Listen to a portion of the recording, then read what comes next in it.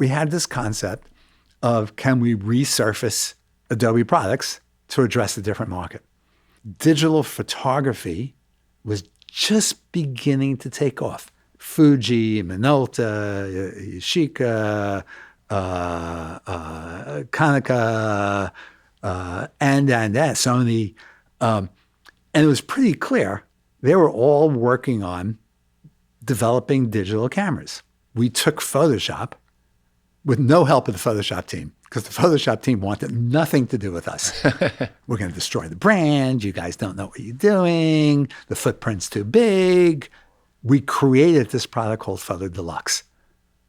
We wanted to call it Photoshop Home, but the Photoshop team didn't want us. So I ended up doing PhotoDeluxe from the makers of Adobe Photoshop, just to piss them off, but also to give me credibility. Yeah. Kodak was funny. They tried to sell us the product they were working on. I knew that a branded product from Kodak and Microsoft, we couldn't compete with, because Adobe had no retail presence. Yeah. They were professional software. Yeah.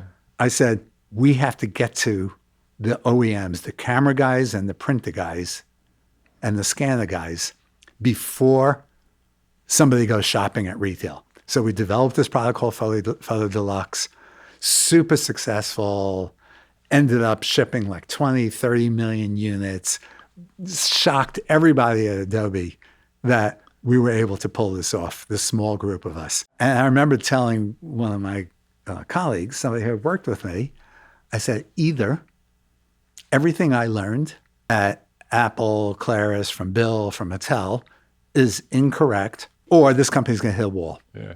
And the company hit a wall. They were super profitable. They were providing in effect, the imaging engine, the operating system for printers. So when you bought an Apple LaserWriter or an HP LaserJet or a Konica professional printer or a Xerox printer, it came with Adobe technology, and they would get a royalty. Mm-hmm. They were literally printing money. I'm running the applications group at this time. So because I did such a good job doing that consumer product, they ended up giving me all of the applications to run: Photoshop, Illustrator, Premiere, After Effects. I made a conscious decision. I have to leave Adobe because they're so out of control, and it's political, and left hand doesn't know what the right hand is doing. They've got all these fiefdoms, and it was so dysfunctional. And it's all selling to the same customer. So organizationally, it made no sense whatsoever. And I remember going off on holiday with my wife, and my kids were probably maybe 6 and 3 or 7 and 4. We're at the beach on the Jersey Shore with my wife's family. And I got a call on a Friday. John Warnock, who's the CEO from Adobe, wants you to call him. John never picked up a phone and called me. He would use email. So I called his admin. I said, Mary, I got a message that John called. Does John really want to speak to me, or is this somebody who's just, is this a hoax? She goes, no, John really wants to speak to you. Hold on. Bruce, this is John. Just want to let you know, we're firing our CFO, our head of products, and our head of marketing. Why don't we chat on Monday and talk about what kind of role you want? Freaking out. I'm mentally saying, I got to get out of here. I spent the weekend drawing all kinds of org charts, thinking about what the organization should look like, how to consolidate. Oh, the pencil and paper in the kitchen while my family is off on the beach. I call him on Monday. All right, Bruce, you got the job. You're going to be head of products, head of marketing. Why don't you come in on Monday and tell us what you're going to do? Panic. First of all, I barely understand the applications.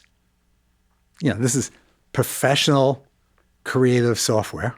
Like, I'm way beyond my capability. Way beyond. I said, look, I'm changing the organization. Here I come in, I'm going to lay off 10% or 12% of the company. Mm-hmm. During the dot-com bubble. Mm-hmm. And we're losing 20% of the employees at the time because people realize how dysfunctional the company is. Mm-hmm. And I remember the meeting with my team. I said, look, this is how we're going to organize. If you don't want to be here, I understand, and we'll help you out. Give you a package, help you find another job. But I need your commitment. Mm-hmm. And you got to tell me whether you're in or you're out. And then it was 2 years of heavy lifting. I was working on pure instinct. It was pure instinct.